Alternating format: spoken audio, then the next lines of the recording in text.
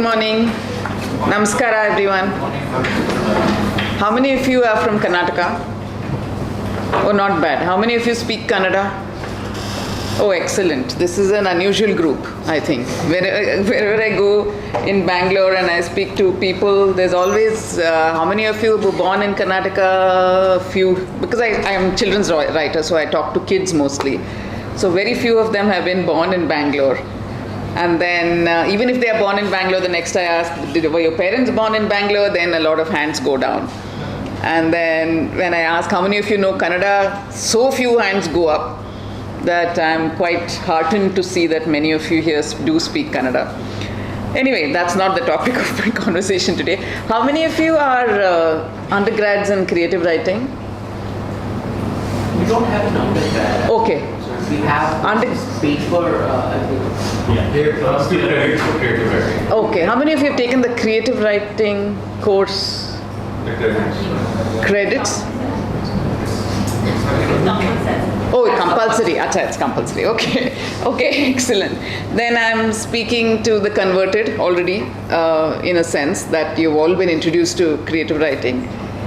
I have had a slightly different, I'm not sure what I'm going to speak about, but if you want to tell me what you want to know, you can ask me at the end of the conversation.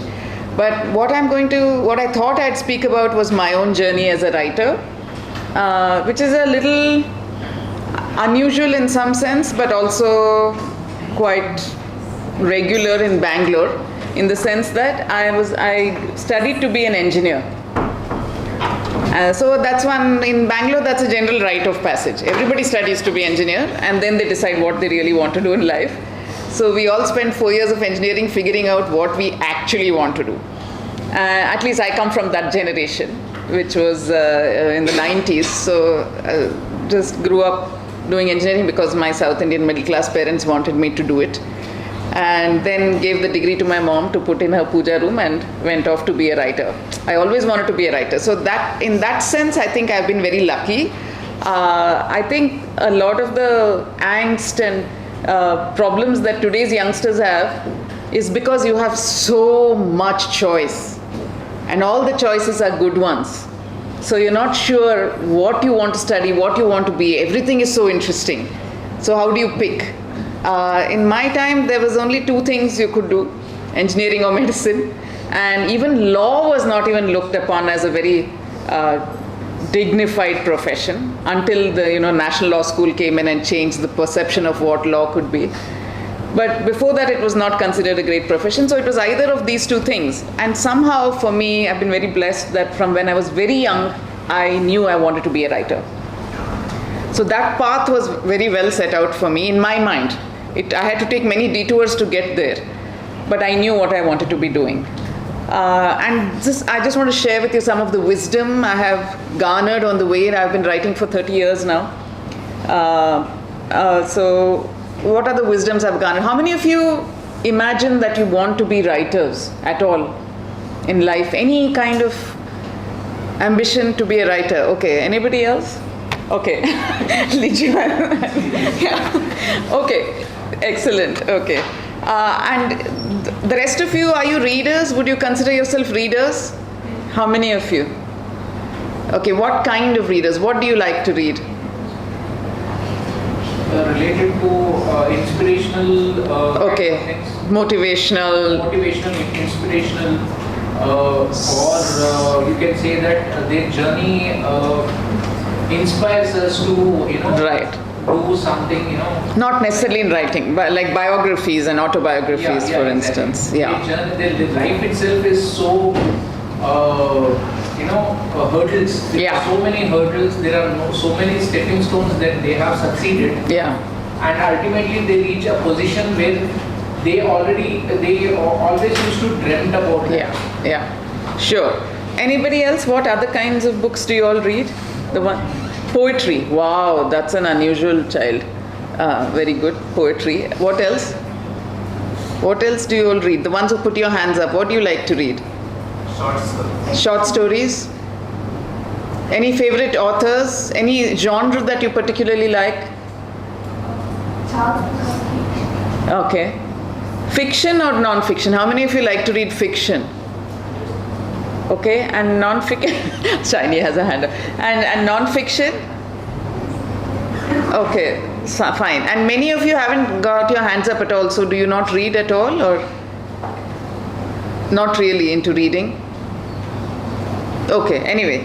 So if it also, basically if you want, since you've all done the creative writing course, I think what I have learned, where the question I'm asked most often, as you might imagine, is can you give us some tips for budding authors? What are the tips you can give for budding authors?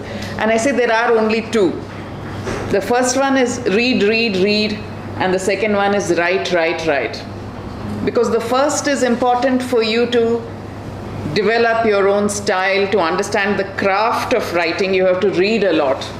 You have to read different styles of people. You have to read, but since many of you have not put up your hands about reading, I want to tell you that the ability to read, which you've had from first grade or second grade, that is your superpower actually. So deploy it, because if you don't deploy it, it will get wasted. It's like a muscle that will waste away if you don't flex it regularly.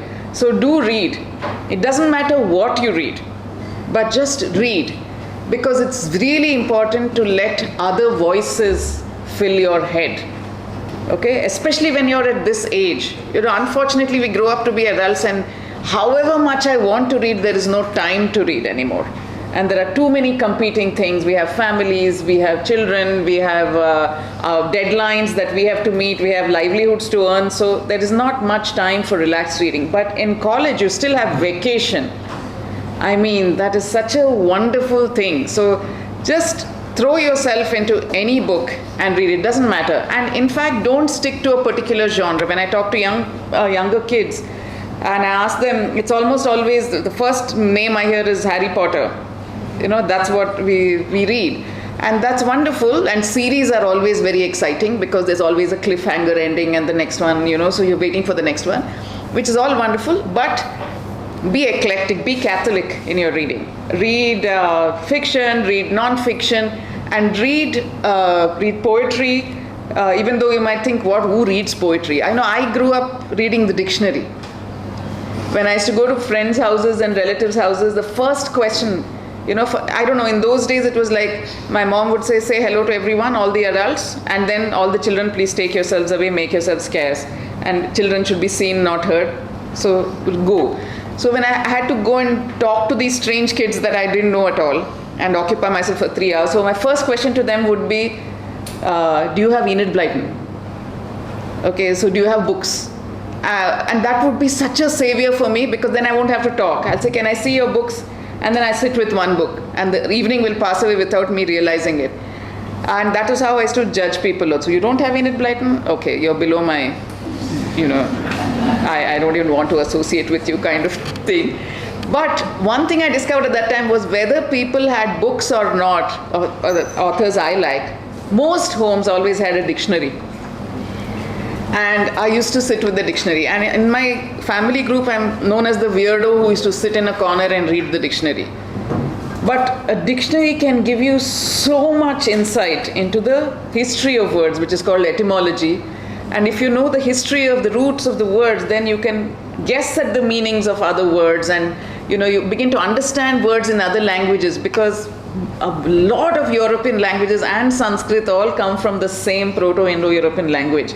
So even Indian words, English words, Indian language words, English words, and European words, many of them have the same root. So that's a fascinating study in itself of etymology. But it also gives you something to do.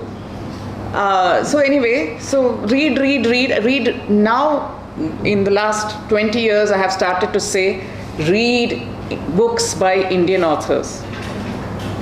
When I was growing up, we did not have books by Indian authors. There were the few. There was R.K. Narayan, there was Mulk Raj Anand. Who else, Shiny? There was V.S. Naipaul, maybe some. Very, very rare in the adult writing category. In the children's writing category, almost non-existent. No writers in English for children. And even now, 15 years, say, since the Indian children's market in English began to explode, even now when I go to schools and I say, can you name some authors that you read? All I get are foreign authors to begin with. And then I nudge a little more and say, what about Indian authors? And then only two names come up. Which ones do you think? Ruskin Bond and Sudhamurthy. Exactly. See, it came up here also. And a lot of the times it is not only because they are very, very good authors and they have prodigious output. They have tons of books out, both of them. It's also because their stories are included as part of textbooks. Right? So somehow the familiarity is there with those names. But very few readers, young readers, and the problem with being a children's writer like I am, is that you don't have direct access to your audience. They're not on Facebook, they're not on Instagram, they're not on Twitter. You can put out whatever you like, they're not reading it. Right? It's their parents who are reading it. And parents are the gatekeepers and curators as to what their children will read. Children don't have mobility, they cannot go to the bookstore by themselves. Children do not have buying power, they don't have money. So everything goes through the parent. So when we talk about our books, children's writers, we have to appeal to the parent, which in itself already takes out the banned books, like stuff that children want to read but parents don't want them to read. How do you advertise those books? So essentially it becomes a word of mouth thing. School libraries won't keep them.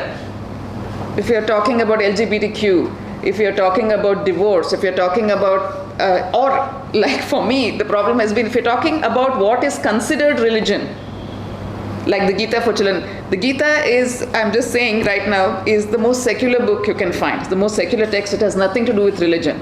But in the popular imagination, it's about religion. It's a Hindu religious book. And in today's very divided kind of world, where you are either with us or against us, you're either Bhakt or you're a libtard. There are only two. There is no nuance. In that kind of world, if you say the Gita, the schools will say no. We don't want it in our schools at all. We don't want it in our libraries because it's a religious book. And we are very secular. And so all these challenges you have as a children's writer. But it's important to go back to my original point, to just read a lot, just to know these things. It may not inform your writing directly at all. You may write about something else and you're reading something else. But all that you read will somehow flow into your writing. Expanding your own knowledge is very, very important. So that is the read part, and definitely read translations. This is a new thing that's happened in the last 7 to 10 years. Translations of Indian works into English.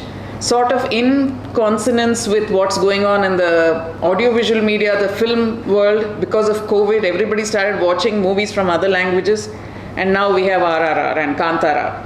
Okay, making waves on a pan-Indian level. Why? Because people got used to at least even checking out movies in other languages, which was not happening before. So it has opened up, and the same thing is happening in literature. So I was saying, when I was growing up, there were no books written in English for children by Indian authors. So what was my steady diet? Enid Blyton. I don't know how many of you read her growing up. For me, she was like, and very obligingly, she had written more than 700 books in her lifetime. And all the circulating libraries, they were called circulating libraries, that every neighborhood in Bangalore had one. And all of them stocked Enid Blyton, like shelf upon shelf of Enid Blyton books.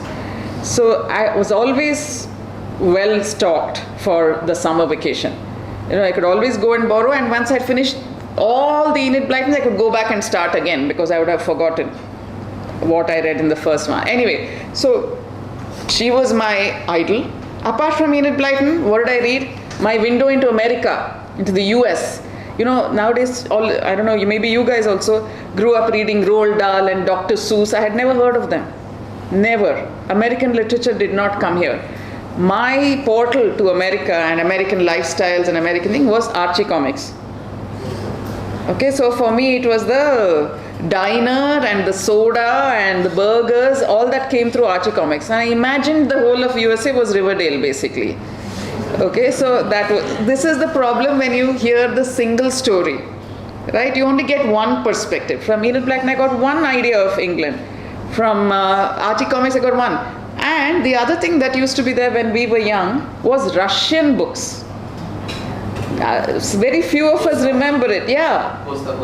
Yes, yes. And why? Because India and Russia had a strong friendship at that time, cultural friendship, which is why we are also not saying anything about them now. It's a very, about the war, we don't say anything because we have a very close and long-term relationship with them historically. And that time, how it used to play out is they used to send books to us. Children's books, maybe adult books also, some fantastic books on maths and physics that all of us had. But also amazing children's books. And why so amazing? Because they were amazingly produced. Beautiful color illustrations, page after page, large format, hardcover, and no more than 20 rupees.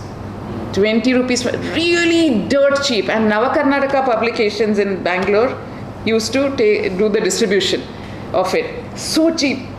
And we had to go to certain places only to get them. So there's a whole generation of us who grew up reading Russian books, who understand what communism looked like without the word being said. But what were they called? Some farms, something. Collective farms. They were called collective farms. All the children in Russia grew up on collective farms, and they had names like Misha and Sasha and things like that, and we knew of those. And Leo Tolstoy's books for children, amazing books. Dostoevsky and Chekhov's book for children. We never even knew that. I mean, if I had grown up without reading them, I would not have believed that Chekhov could write for children. But he did, and beautiful books at that. So all those ideas came to us. That was Russia for us, where the cute children called Sasha and Misha did things. And then so what was the Indian literature that we were exposed to? Because we were all English reading. I didn't grow up reading Kannada books, even though Kannada is my mother tongue and I studied Kannada as first language in SSLC. I didn't read Kannada literature for joy, only for exams. So what did we read as Indian literature? Can you guess? Amar Chitra Katha, Chandamama, the magazines. Champak little later, yeah, but Chandamama was first, and Children's World and Amar Chitra Katha. And all in the train. Yeah, so Amar Chitra Katha it made me fall in love with Indian mythology, and that love is endured. Panchatantra is also part of Amar Chitra Katha only. I read it through Amar Chitra Katha. So enduring love, again, everybody who grew up in the 80s had bound Amar Chitra Katha comics. Okay, they used to come out once every 15 days, new titles. We used to gather them, and after some 12, 13 titles or whatever, parents used to bind them and keep them. So they were all there because already the fear was beginning that we had started living away from grandparents and we won't know the stories of our own culture. So Amar Chitra Katha single-handedly made us understand the stories of our culture without forcing it. It was just so beautiful. But none of Amar Chitra Katha had anything about children. There were no children in those books. I grew up with dreams of Apsaras and Asuras and Devas and cosmic battles and 4-tusked elephants and 10-headed villains and all that. But no children. Maybe 3, if I can recall. Prahlad, Nachiketa and Dhruva. That's all. And maybe the Pandavas when they were young or something. But that's about it. Krishna. And they were all violent. Krishna's birth came after 7 kids were smashed to the ground. I'm like, but it didn't affect me. That's the best part. When I tried to read it to my children, when my daughter was born, I was like, oh my God, I have to introduce her to Amar Chitra Katha. So I went and got what I thought were the important ones. Ganesha, Krishna, Hanuman. I said, these are fun books. By the middle of the Ganesha book, she was weeping copiously and had nightmares. And by the end of it, she's like, what? Dad cut off his son's head. So much blood and gore in that book. And somehow it didn't affect us of our generation. I don't know why. It's also interesting to note that in India, apart from in Bengal and maybe in Kerala, I'm not sure, there aren't Indian children's literature. There's nothing like that. The same stories that are told to adults are told to children. Cinema, how much Indian cinema is children's cinema? Very, very little. Right? So we grew up in that kind of an environment. We assume that, of course, we're taken to every movie that's meant for adults and melodrama, everybody crying, people dying, all that is like part of the, territory. You just take it you don't question it at all. Now, if you try that, my God, should children be exposed to this? How much trauma, how much mental health issues? We all grew up fine. We watched all this and we are able to take in such complicated relationships, family trees. We knew who was related to whom, how. It wasn't difficult. So to me, it's always an illustration. Recently, maybe 5-6 years ago, I was asked to write for some books for very young children, picture books. That's not my forte, really. I like to write for 9 and above. That's my favorite age group to write for and to interact with. I tell my family also, bring my kids back to me when they're 5. I can speak in complete sentences, then I will interact with them, because otherwise I do not know how to deal with very small children. But so they asked me to write this books, and I came up with a story, which I thought was simple enough. And then this was an American organization with a branch in India, which had just opened, and they said, no, these are too many words. I'm like, see, a 3-year-old is not going to be reading it anyway. It's going to be read to the 3-year-old. So how does the number of words matter? Right? No, but it's, it should have like a lot of white space, one illustration like Jemima Puddle Duck or something, one giant book, empty white page, one illustration and 3 words. And I'm like, that's not a story though. That's just, and also Indian parents. As children's writers, we're very conscious of what Indian parents like to spend money on. So if it has some information, instructional element, those books will be taken first. General knowledge, puzzle solving, crosswords, Sudoku, you take this. Anything that's pure fun and fiction, Indian parents are like, really, how much does it cost? That's the first thing.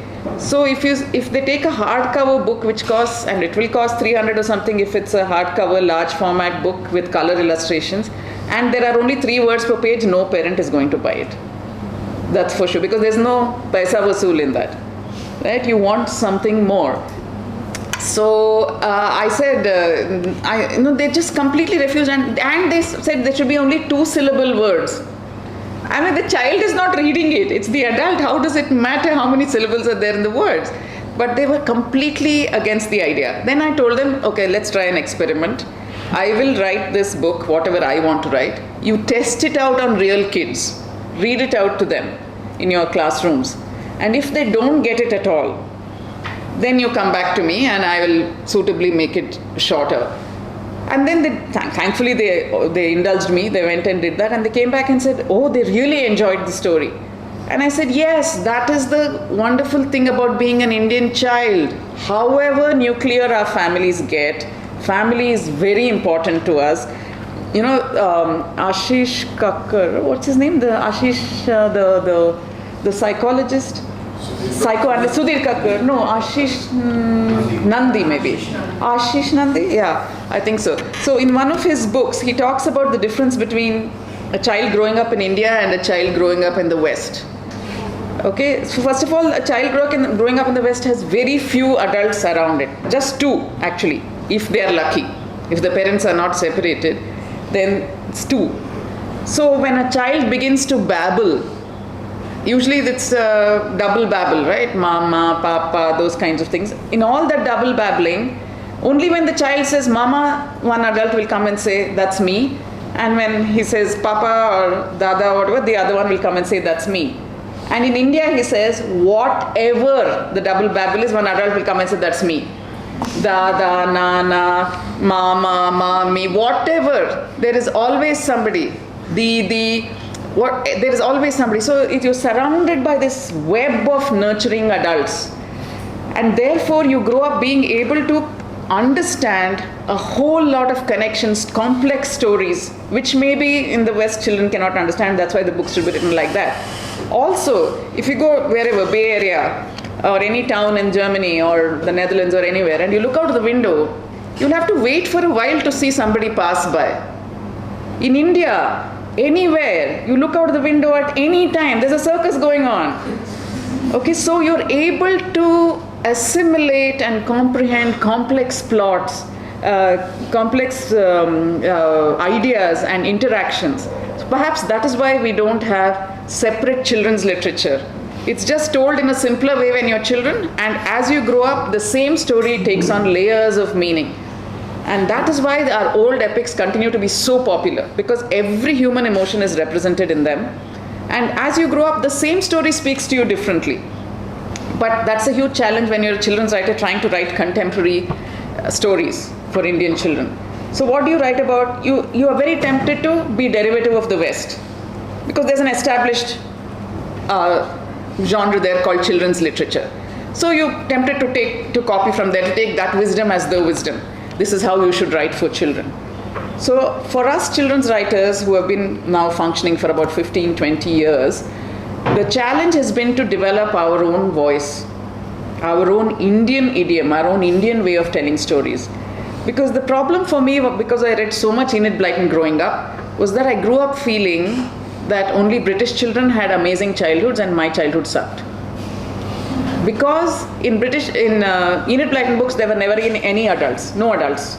It was only children having club meetings and Secret Seven and Famous Five, and they were always just cycling somewhere in some very sunny countryside, stopping at a farm, having milk from the cow, and Joanna will make some fruit cake and pack it for you, and then you're constantly eating out of tins and tomatoes and sandwiches. And the only role adults have to play is when finally the inspector comes and takes the criminals away, who these guys have caught.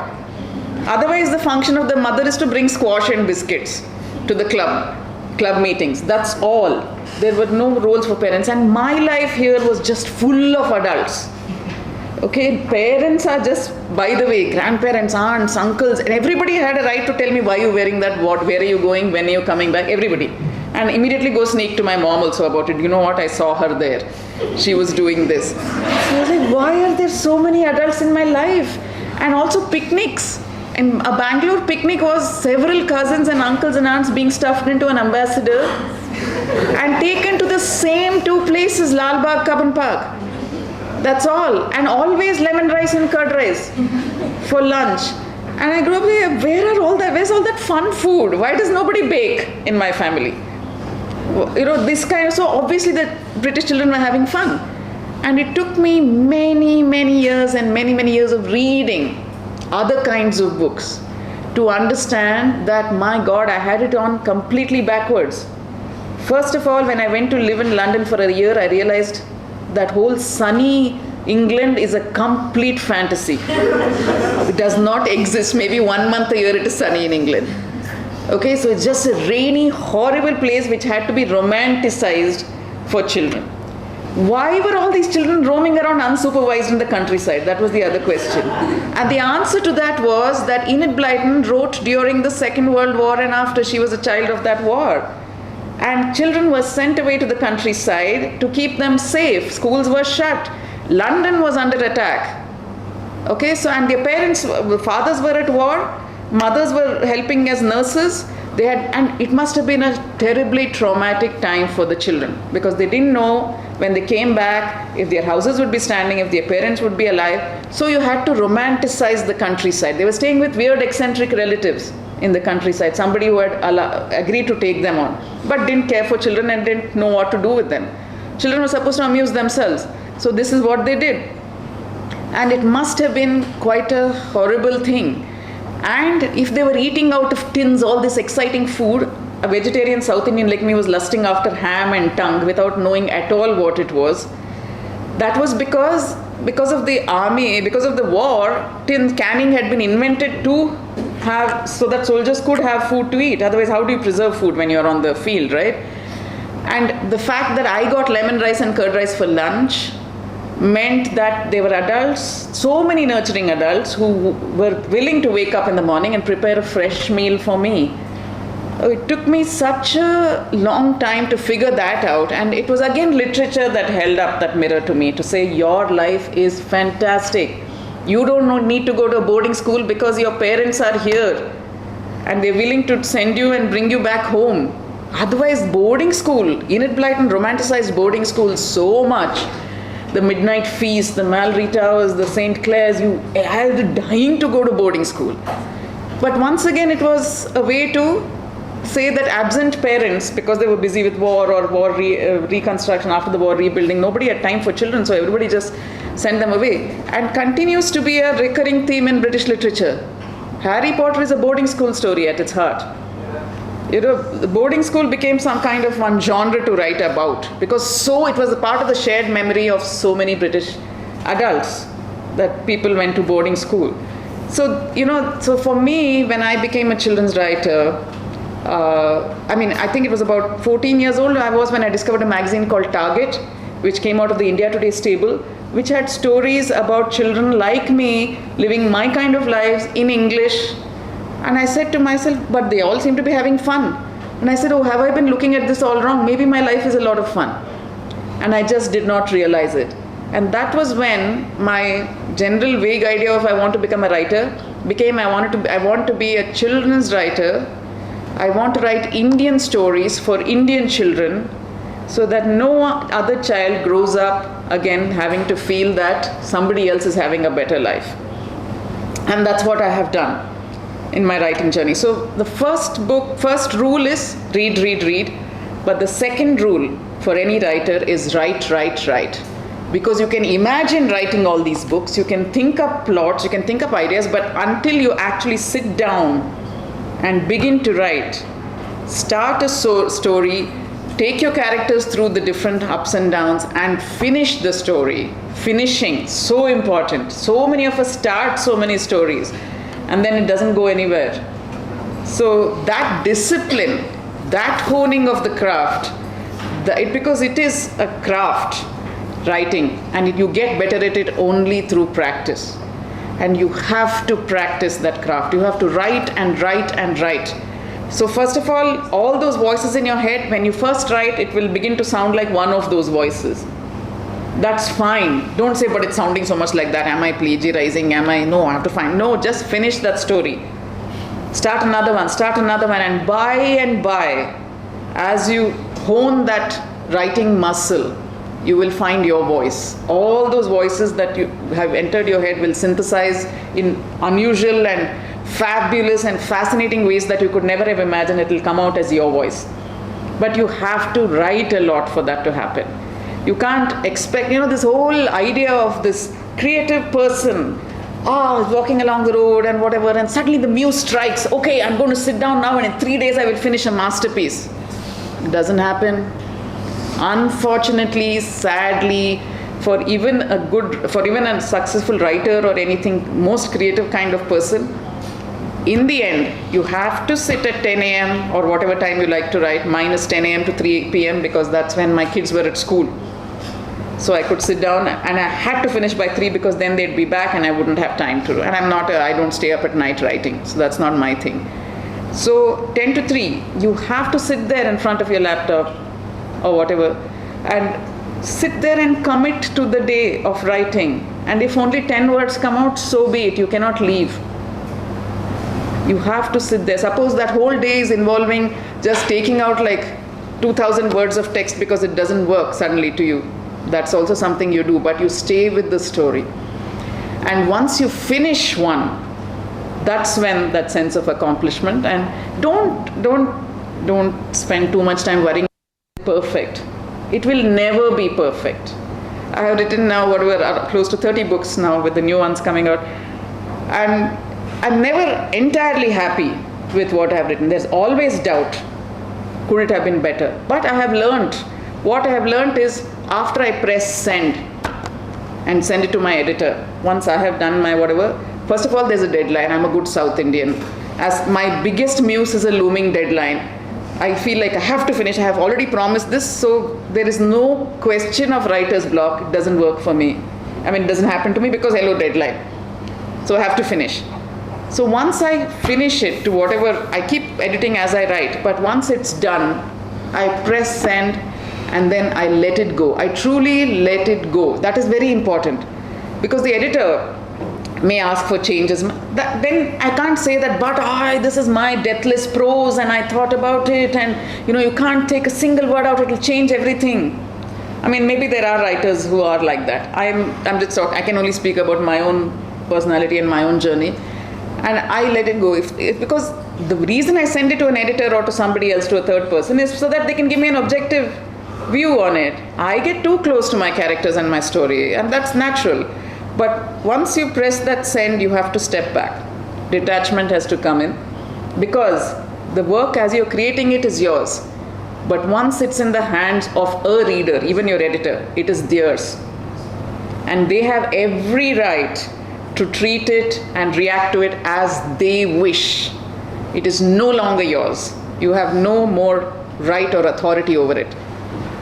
Okay, so that's a very important thing. So it's basically just read, write. And the third thing is, please retain childlike curiosity about people, about things, about the world, about how it works, about emotional, how emotions come and go. Because if you're curious, the world is an endlessly fascinating place. You can never be bored. If you're open, let go of those prejudices. That subject is boring, this is not fun, that author writes like... Just with an open mind, approach any subject, any book with an open mind, and I promise you it will speak to you. In whatever way. Don't say that is supposed to be a bad book, I'm not going to read. Because reading is a very subjective activity. It may not appeal to your friend or to most of the people in the world, but it may speak to you. Don't say no to it without trying it. Because this is how I have stumbled upon some of my favorite books in my life that I have found, with no recommendations. This problem with today's highly digital, highly recommendation based thing, whether it is restaurants or books or brands or anything, first we'll go and see, like movies, what are the critics saying? Okay, critics, leave them, they are all nonsense, they are paid. Okay, so that's the general perception now. So let's look at the democratic ratings by readers. Oh, it's a 4.8 rating, I must read it, because it's also supposed to be, then becomes a badge of honor. I have read it, have you read it? It's amazing. So, and then anything that has 2.5 stars, I'm not even going to try because it's all rubbish. Says who? Says some random people in the world. If they gave you life advice, you would not listen. But suddenly about books, their opinion matters so much. Don't let anybody influence you. Do this. Stop going on Amazon and trying to buy books. Walk into bookstores. Approach books like strangers.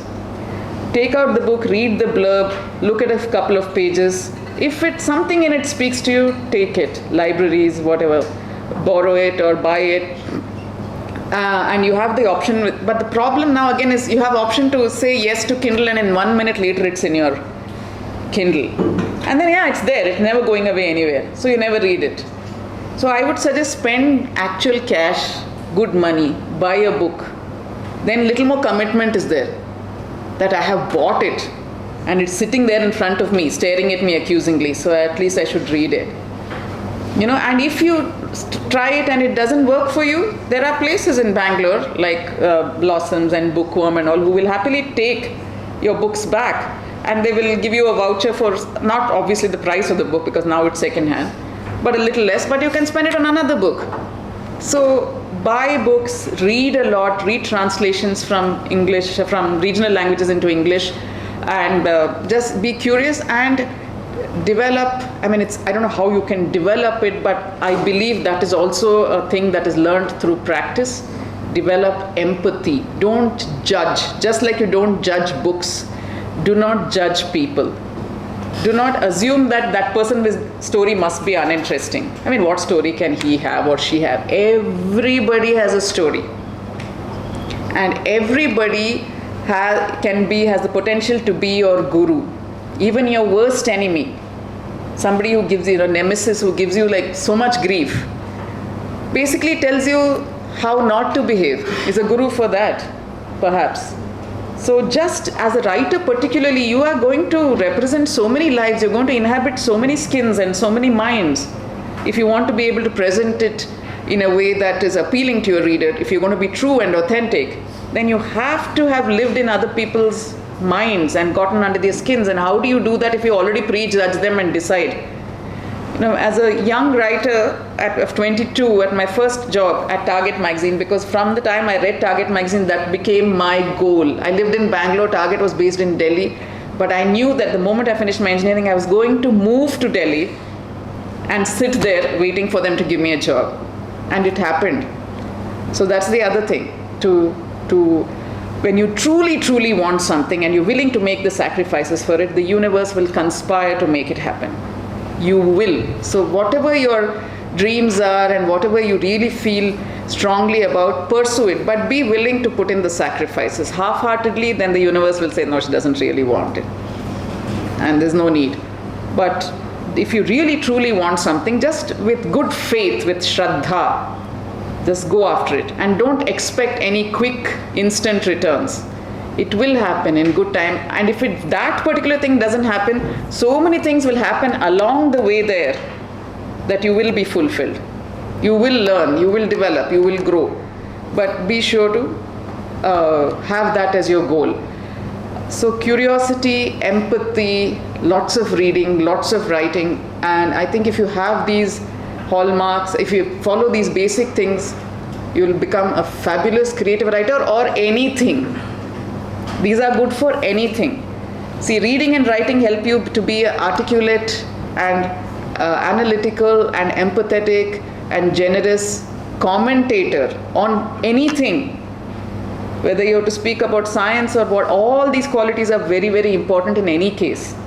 Because as you know, coming from a liberal arts university, communication is the soft skill that everyone needs in these times. If you're able to communicate well, the world is your oyster, really. So just before I end, I just want to take you through the books I've done, just to show you I have had a very checkered and unusual kind of journey. So my first books, I've been writing for children for about 30 years, but my first books came out only about 15 years ago. And these were the first set. They're called Taranauts. What do you think Taranauts means? Where does that word, is it an English word or? Tara is star. Yeah. English word, not. N-A-U-T. Astronaut. Like an astronaut. So a Taranaut. And I've been told by so many people, and I wish the Indian government, ISRO would take it seriously, that Indian astronauts should be called Taranauts. But yeah, like the Russian ones were called cosmonauts, right? They were not called, I think we are called Vyom something. Our astronauts are called something. Anyway, so this was again my effort to write a fantasy adventure without talking about dragons or gnomes or fairies or whatever the Western literature tropes are for fantasy. I said not that, it has to be something entirely different. So that's why Taranauts, the name itself, and I set it in a parallel universe called Mithya. So and they speak a language called Tara tongue, which is a mixture of English language words and Indian language words, like Taranauts itself. So things like one of their favorite foods is crepusas. What is? Crepes and samosa. Crepes and dosas. Crepe and dosa. And the adults really love a particular stimulating drink called Brunesca. What could that be? Brew and Nescafe. Brew and Nescafe. and the professors or teachers are called mentors. Mentors and ACH. Acharya and mentor. Okay, so things like that. So for the children who read it, they never understood that part. They didn't go to try and unravel those things. They just felt they were very unusual, exciting words. Oh, mentor, in that universe, that's what they say for teacher. And then once I had a contest, from the third book onwards, I started having contests, and I said, in Taratang, they don't have a word for awesome. So can you suggest a word for awesome, but it should involve an Indian language word and an English word part. And I got such beautiful entries for that. And the one that I picked was mastastic. And in all the Taranauts books that followed, the Taranauts kept saying, oh, that's mastastic to each other. And I've been told by so many parents that, God, my children speak using these words now. And it's become their secret language, which I don't understand. That is their secret thing. So, even the time is not hours, minutes, seconds. It was dings, dinglings, and then the octets and octons for weeks and something I have forgotten. And I gave a little glossary at the beginning so that they would know what is what, what word means what. And every adult who read it said, my God, I had to keep referring back to that man. And not one child told me that. They completely understood. Because unlike adults, they don't want to be in control of everything. They're like dings, ding is something, some unit of time, where a dingling is less than a ding. Okay, but I just want to read the story. So that kind of thing. So after I finished the 8 books, which took me 4 years, one book came out every 6 months, I realized this was the first ever fantasy adventure series in English in India. So, for children. So that was wonderful. Then I was fictioned out. I didn't know what else to write. And then I said, okay, maybe time to try some non-fiction. And where did I go to? My mainstay, I had studied to be an engineer, so science was something I understood. So, science. And then my mom was like, because of her I did engineering. So I was like, yeah, well, whatever, So this is What If the Earth Stopped Spinning and 24 Other Mysteries of Science. And stuff that I should have understood in 9th grade, I understood when I wrote this book. Because I was approaching it without fear, the subject, and with great fascination and interest. And suddenly it became so wonderful. And that was a lesson I learned there. Then I finished this and I didn't know what else to do, and I was asking my editor what to do, and she said, well, I have a great idea. And I said, okay, what is it? Because I'm out of ideas, but I'm just itching to write something.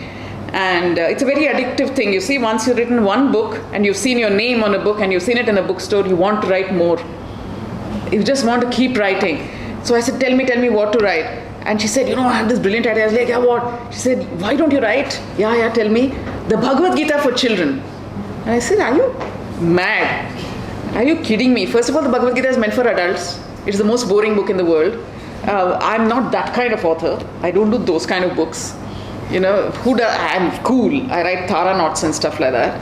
I don't do Gita. I had this image of this particular kind of person who wrote these books on scriptures. And I also thought, because I had no introduction to it, I didn't grow up in a home which had a copy also. I grew up thinking that it would be patriarchal, it would be casteist, it would be only people with namams who will read it. All this kind of nonsense, prejudices, stereotypes. And my editor, who knows me better than I do myself, that's why I call her my Krishna, she said, have you read it? I said, no. She said, then how can you talk? So then I took up the challenge, and by the time I reached the 2nd chapter, again, I don't know Sanskrit, nothing. I had to take English translations and read it. But by the time I read the 2nd chapter, I was so riveted that I said, I have to write it for children. And then I went back to my mom and yelled at her again. How come you grew me up without ever introducing me to this book? I would have had a much better life, all that. And then Gita for Children came out. And to date, it has sold 125,000 copies at least, and been translated into 6 languages and has UK edition and all those things. So this was like, And then because doing the Gita taught me that I need not be scared of a subject that I don't know anything about, I tried a new thing. I said, I don't know anything about economics, but I should know about it. I just keep saying it's a boring subject without knowing anything. How can I be an adult without even understanding what economics is? So I wrote this book. I started reading from scratch, and I realized that the best way to understand a subject is to write a children's book about it.